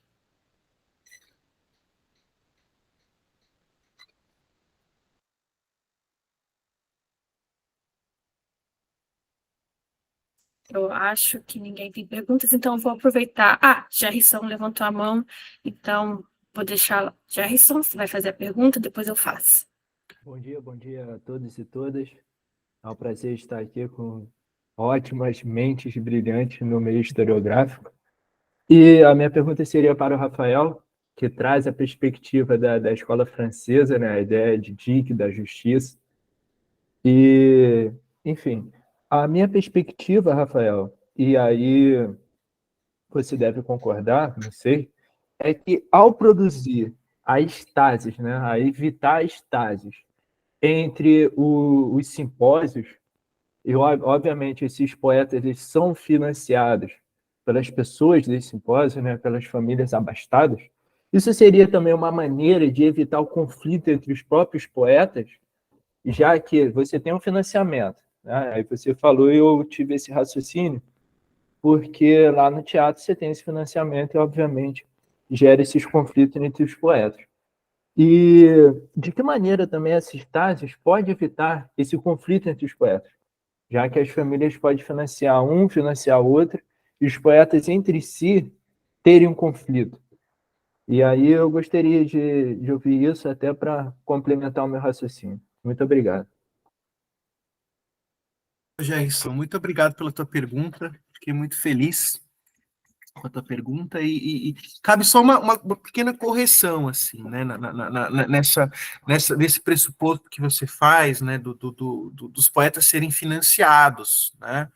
Isso vai ser verdade, isso é verdade, fato, mas isso se torna um padrão. O poeta financiado se torna um padrão já no final do período arcaico, né? a gente ouve falar do primeiro poeta assim, que era financiado pelos seus poemas, é o Simônides, né? Simônides de Celso, que era que até vai ter uma tradição de poeta, o poeta avarento, né? Ele andava com a tradição anedótica diz que ele andava com 2 baús, né? Um baú trazia dinheiro e outro baú trazia os elogios, né? Enfim, assim, essa tradição começa no final do período arcaico. Simônides, Píndaro, Baquílides, né? Íbico, e essas figuras elas eram fortemente associadas aos tiranos, né? Elas eram fortemente associadas aos tiranos. Eles circulavam. Aí a gente vai começar a ouvir falar. Vamos chamar assim um pouco até simpósios palacianos, né? Um pouco até não é muito preciso o termo, mas eram poetas que circulavam nos simpósios dos tiranos, né? Então a gente vai ouvir falar, por exemplo, de Íbico, que Íbico vai compor um poema onde ele fala da guerra de Troia, mas tudo é um motivo, tudo é uma desculpa, para ele elogiar a figura de Polícrates, né? Então essas figuras são plenamente associadas aos tiranos, e é nesse momento, quando os tiranos começam a financiar esses poetas, a atividade poética, né, dessas figuras, que nasce a ideia do poeta profissional, o poeta que viaja de cidade em cidade, muito diferente do Aedo Homérico, né? Porque esse poeta ele se colocava como subordinado a um tirano, né? A gente vê um exemplo notório é o Anacreonte, né? Anacreonte, se a gente acredita na tradição biográfica, ele vem de Teos, mas de Teos ele vai para a tirania ele vai para Samos, onde ele atua na corte de Polícrates, e quando Polícrates morre, ele vai para Atenas, né? Então a poesia dele está a serviço dos tiranos, de quem pode pagar por essa poesia, né? Então é uma poesia vinculada a essas figuras, é uma poesia de louvor, muitas vezes, ao tirano, sem dúvida, né? Agora, quando a gente está falando de figuras como Tirteu, de Arquíloco, fica difícil, na verdade, a gente não fala unicamente do poeta como essas figuras não eram só poetas, mas eram também guerreiros, atuavam no seio da cidade, ali em outras funções políticas, né? Enfim, a gente vê a figura de Solon, a gente vê a figura do próprio Tirteu, não falo de Teógenes, porque Teógenes é uma figura um pouco difícil de datar biograficamente, mas Arquíloco, por exemplo, né? Arquíloco vai enunciar isso num dos seus versos mais notórios. Ele vai dizer assim: ao mesmo tempo, eu sou guerreiro, sou servidor do deus Ares e conheço os dons das musas. Então, é um ambiente em que todos, de certo modo, que participavam de um simpósio podiam ser poetas, eram poetas. E a elegia, o gênero que eu trabalhei aqui com vocês, que eu apresentei aqui para vocês, era um gênero que se predispunha a isso, né? Dentre os gêneros poéticos líricos, ele era o mais simples, né? Ele era um hexâmetro, né? Ela formado a partir do hexâmetro, então ele se beneficiava de muitas fórmulas da tradição épica, né? Então fazia parte de uma educação mínima aristocrática, ser capaz de entoar, cantar versos, né? E aí esse conflito que você coloca, né, esse conflito de interesses, isso se vê muito na figura, na poesia do Alceu, por exemplo, né, na poesia mélica de Alceu, né? Alceu,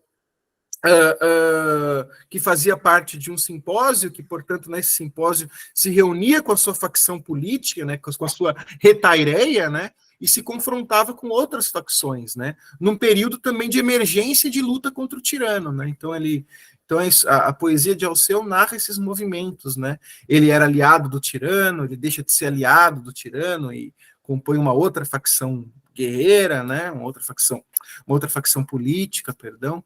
Então, resumindo a minha resposta, né, não sei se foi muito longo na resposta, mas resumindo, a gente está falando de dois momentos distintos, né, um momento em que a poesia passa a ser financiada e nasce a figura do poeta profissional, com Simônides, e esse momento anterior, do início do período arcaico, meados do período arcaico, onde a poesia integrava, assim, os simpósios, a vida cotidiana, sem que necessariamente a gente pudesse falar de um poeta profissional ainda, né? Tá? Tudo bem? Não sei se respondeu, Jason. Não, foi muito esclarecedor, professor. Muito obrigado. Beleza. Tem duas perguntas aqui no chat. A primeira, ambas, né, feitas pelo professor José. Acredito que a primeira é para o professor Ayrton Polimim, que é Oikistes pode ser visto como um herói e ligado ao tirano? E qual seria o papel dele nesse processo de sinuecismo? O texto do termo grego do fundador pode e é visto como um herói. O problema é justamente que tipo de herói, que tipo de artistas, que existem dois tipos, basicamente. A gente tem o herói lendário, tipo o Teseu, o fundador de Atenas, essas coisas. Eu tenho que acreditar que o Teseu, dentro da lenda, existiu, né, baseado em talvez uma memória de alguma coisa, não importa. Pelo menos o Teseu, que é lendário. E o que temos aí, no caso das novas fundações que eu apresentei, que daí são pessoas históricas, são pessoas reais que, de fato, organizavam as expedições para que um grupo de guerreiros fossem se instalassem ali naquele lugar. Então, existem essas duas partes.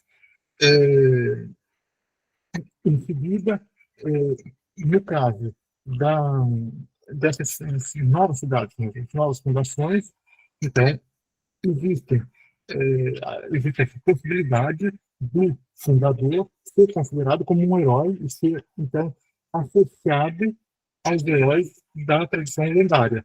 Então, fazer um paralelo entre a pessoa física real e as lendas, tipo Teseu e outros antigos. A segunda parte da questão, né, que é a ligação com tiranos, aí é bastante complexa, porque, primeiro, tem um lado cronológico, a maior parte das fundações são mesmo anteriores ao início das tiranias, desde o comecinho, a maior parte as fundações começam desde o final do século VIII, a maior parte delas é durante o século VII antes de Cristo, então são bastante primeiras tiranias, provavelmente portanto, nesses momentos de status, de professor Rafael, disputas internas nas cidades gregas, então, né, falando na parte balcânica europeia, um modo de resolver os conflitos entre facções políticas diferentes é justamente pegar a facção que perde nas disputas políticas é mandada fundar uma nova cidade. Então, justamente nesse também dentro desse contexto que um líder de uma facção pode virar líder de uma expedição colonial e fundar alguma coisa em algum outro lugar. No caso do sinuecismo, aí são justamente situações ainda anteriores, e aí a gente, o caso clássico é o de Atenas, no qual se atribui a TV, que é justamente o sinuecismo de Atenas. Aí a gente está em épocas, na melhor hipótese, no século VIII a.C., e aí a construção posterior, lendária, aí a gente está em outro patamar. Aí é mais, faz parte mais da poesia lírica, justamente, de tentar lidar o tirano da época arcaica, né, de século VI, a essas figuras mais antigas, lendárias, heróicas, assim, e aí é uma construção literária, intelectual, discurso, de coisas assim, tem a ver com a realidade dos fatos de uma fundação real ou de sinuecismo. Espero ter respondido a questão. Acredito que sim, professor. A segunda questão que o professor José Roberto colocou, eu acredito que seja para o professor Brunhara, mas eu não entendi direito. Eu perguntei, mas ele não me respondeu a tempo. Que é a questão do sábio, lembrando a questão de Pitacos de Mitilene. A figura de Pítaco, né, Pitacos, né, assim, ela é uma figura constante, ele é o inimigo constantemente referenciado por Alceu de Mitilene, né, assim, no conflito das Tasses em sua cidade, né, então o, o que a tradição biográfica de Alceu nos conta é que Alceu teria sido um aliado de Pítaco em algum momento da vida, né, e Pítaco o traiu e assumiu o poder sozinho, né, assumiu o poder sozinho, de modo muito semelhante à figura do tirano, como um tirano, né, o Alceu de fato vai, as primeiras ocorrências do termo, né, tiranos, né, num sentido negativo, isso é importante colocar, né, até Alceu, a palavra tiranos não tinha um sentido negativo em grego, né? Ou pelo menos não um sentido aparentemente negativo, né? Outros poetas vão falar do tiranos como uma figura assim que era evocada por causa do seu grande poder, por causa da sua grande riqueza, né? Mas não necessariamente por ser uma figura despótica, vamos dizer assim, a imagem que a gente tem de tirano hoje, né? Ou ainda, né, não era evidenciado o tirano como uma figura que sobe ao poder pelos meios meios ilícitos, vamos dizer assim, né? Não por descendência nem qualquer outra coisa, né? Assim, então o Pítaco é essa figura, né? Ele sobe ao poder por uma na Mitilene arcaica. Se a gente lendo a tradição biográfica do Alceu, a historiografia sobre isso, a gente sabe que Pítaco emerge ao poder não por linhagem, mas porque toma o poder em um conflito, em uma guerra civil, né? Guerra civil do qual Alceu faz parte, né? E o Alceu, e por conta disso, Alceu vai vituperar Pítaco em seus versos, né? Falar, ele é o mal nascido, ele é o pançudo que não ouviu as leis, né? Então, enfim, né? Ele vai ser o inimigo do Alceu. Mas é problemático, porque a tradição literária, histórica, o único lugar onde Pítaco é tratado dessa maneira é na poesia de Alceu, né? No restante da tradição literária antiga, Pítaco é um dos 7 sábios da Grécia, né? Então é um problema ali, a gente vê assim, nuances da poesia de Alceu, nuances da sua facção política ali, talvez, né? Como facção inimiga de Pítaco, e é um problema que o próprio Aristóteles, na política, vai observar, né? O Aristóteles, ele vai observar na política essa condição esquisita do Pítaco, né? Porque, de um lado, ele é tido como tirano, ele ascende ao tirano pelo fato de ascender ao poder por vias não legais, mas, ao mesmo tempo, se diz que Pítaco foi escolhido pelo povo, né? O próprio Alceu reconhece isso, né? Ele diz que a cidade escolheu Pítaco como tirano. A cidade, que é uma cidade covarde, uma cidade vil, escolheu Pítaco, né? Então, o Aristóteles nota isso e cunha um termo exclusivo para o Pítaco, né? Ele não vai chamar Pítaco nem de tirano, nem de rei, nem de qualquer outra acepção, mas ele vai chamá-lo de Aisímenes, né? Aisímenes. E isso eu vejo como Aristóteles já tentando adequar, ou tentando entender essa figura singular que foi Pítaco, né? Essa figura singular que é o Pítaco de Mitilene. O mesmo se pode dizer, em certo sentido, da figura de Solon, né? Solon também como legislador, como, assim, numa tradição, pelo menos do ponto de vista poético, Solon se assemelha muito às histórias que a gente vê de Píndaro, né? O regente que estabelece leis por 10 anos, e parte da cidade, né? Isso a gente vê em outras tradições associadas aos conflitos de Estácios, né? Então, nesse sentido, é uma figura complexa mesmo, uma figura complexa que a própria antiguidade, haja vista Aristóteles, parece ter questionado o seu verdadeiro lugar, sua verdadeira posição, sua condição real, né? Tá. Não sei se responde a pergunta do professor, mas é isso que eu tenho por horas, assim, por dizer. Obrigada. Eu tenho duas perguntas, um para cada palestrante. Então, vou seguir a ordem aqui da apresentação. Então, primeiro, para o professor Ayrton Polini, que tem a questão do Exters como um herói lendário e o próprio argumento ele ser lendário. Então, ele tem uma legitimação dentro dessa construção do Heron. Mas quando a gente trata, como mesmo o senhor falou anteriormente, de pessoas históricas, essas pessoas reais, para se tornar o herói fundador da cidade, é preciso criar uma certa áurea ao redor dele, desse imaginário. Aí a minha pergunta seria, porque o senhor falou que, tirando o caso, agora eu acho que eu perdi aqui, porque eu tinha notado, tirando o caso, um caso específico, que a gente tem a Fundação em 520 de Posidônia, perdão, Posidônia Paesto, que é muito próxima, relativamente 80 a 90 anos de fundação, todos os outros parecem ser muito mais longos, o tempo de duração. É o contrário. Ah, é o contrário, é um tempo mais curto. É mais curto. Aí eu fiquei, então, melhor ainda, porque eu fiquei em dúvida em relação a isso.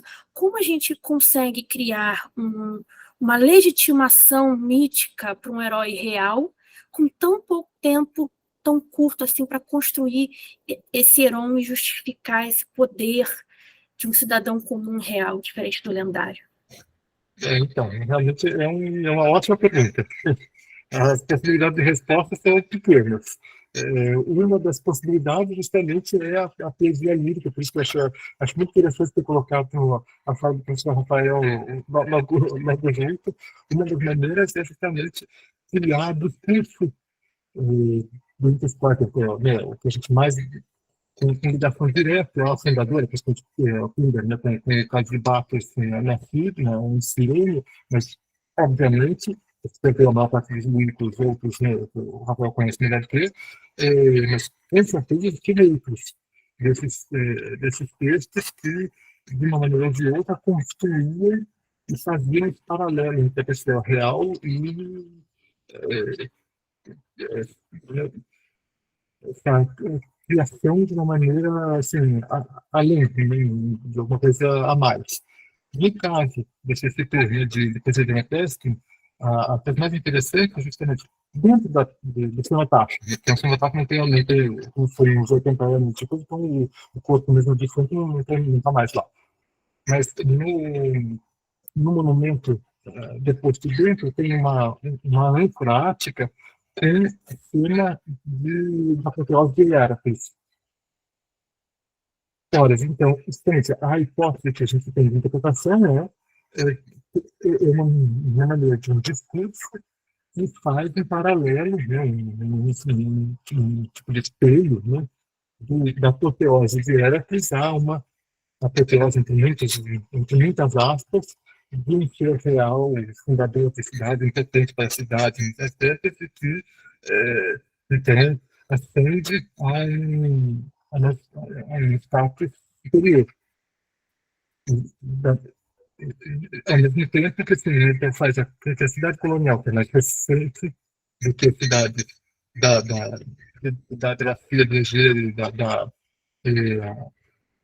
Península Balcânica, que tinham elas já começado a desenvolver esses discursos lendários, né? Você tem desenhos de vários outros, né, desses grandes, dessas lendas, né, de fundadores de cidades. Então, como essas novas cidades a gente tem um fundador real, então você faz esse paralelo entre, né, as metrópoles, fundadores míticos, lendários e os reais. E, de fato, é relativamente rápido. O que demora mais, dos países que a gente conhece, é o programa PESP de 80 anos depois da fundação da cidade.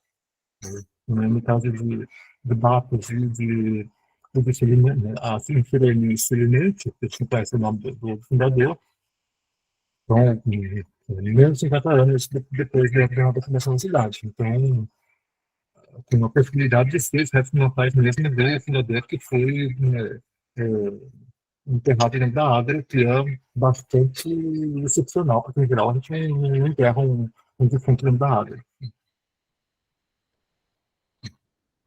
Não sei se o Rafael tem que completar, mas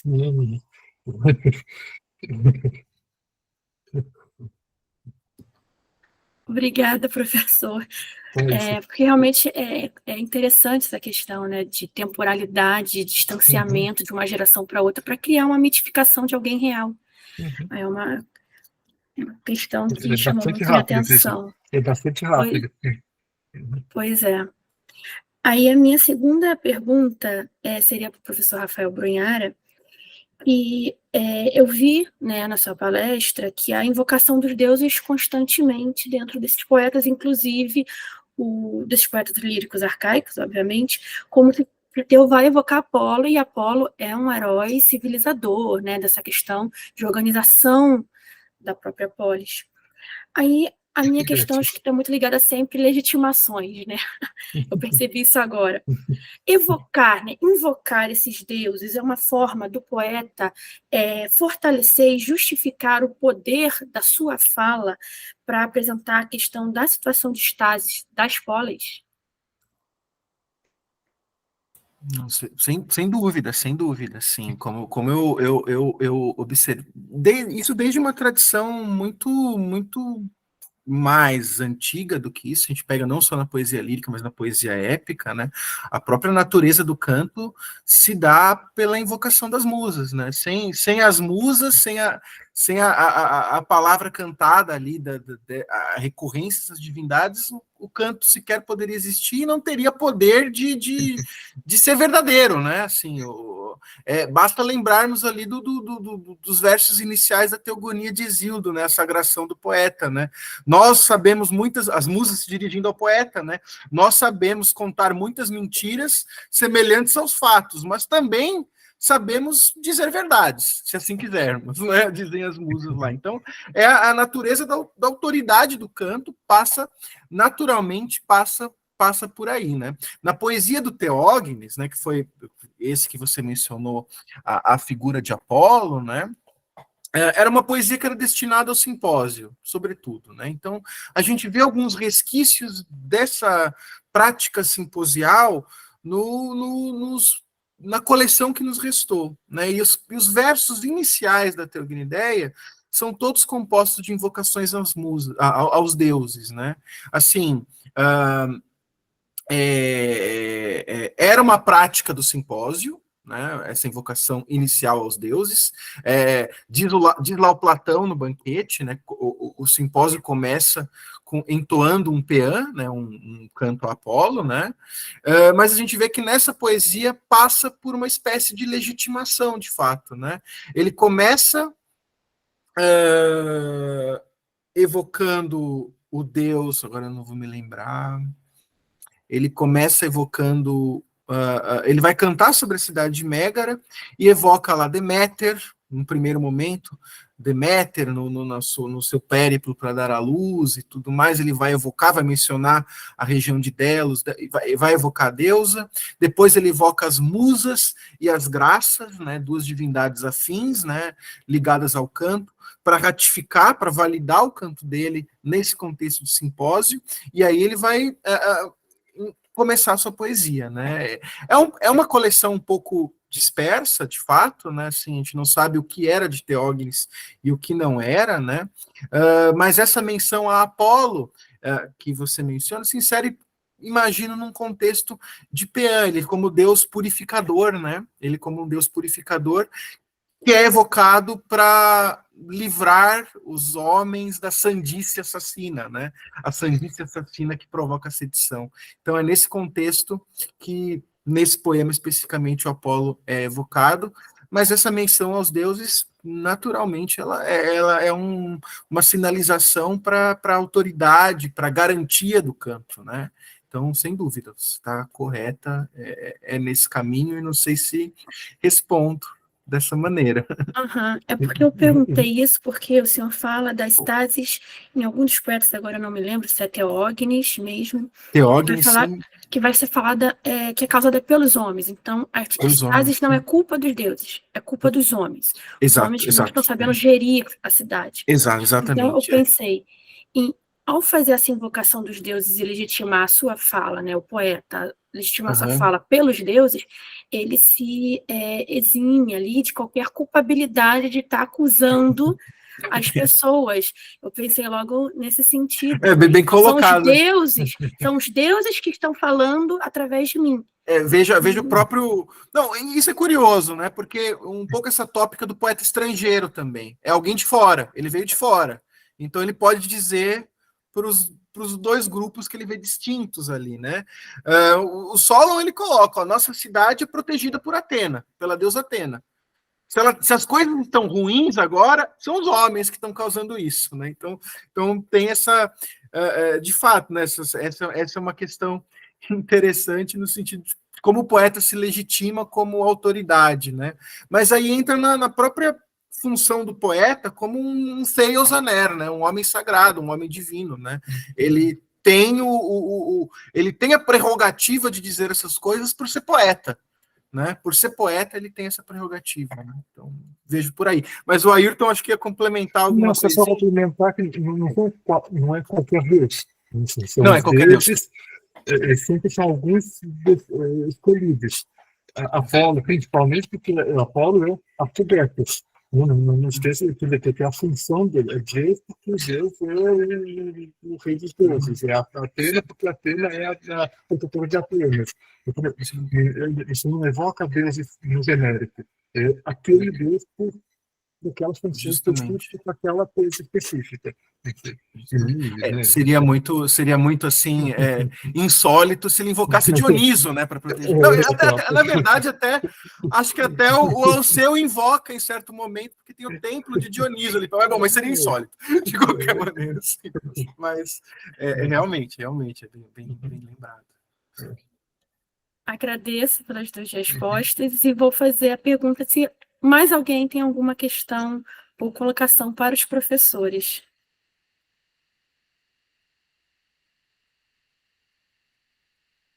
Acho que cansamos a audiência. Acho que já cansamos a audiência. Não, deve estar calca, menos tratado em geral, assim, acabamos com o mundo. Então, eu agradeço a presença dos professores, das suas palestras e das suas ótimas respostas às nossas dúvidas. Agradeço a todos e todas que nos acompanharam durante essa manhã aqui e também aproveito para convidá-los para a parte da tarde, que nosso evento continua, a partir das 2h nesse mesmo link. Então, obrigada a todos e todas aqui presentes e até a próxima, gente. Parabéns pelo evento. Bom evento a todos. Obrigado pelo convite. Um prazer ter conhecido o Rafael também. Obrigado por tudo. Prazer conhecer o Ayrton e estar aqui com vocês. Muito obrigado pelo convite. Um abraço.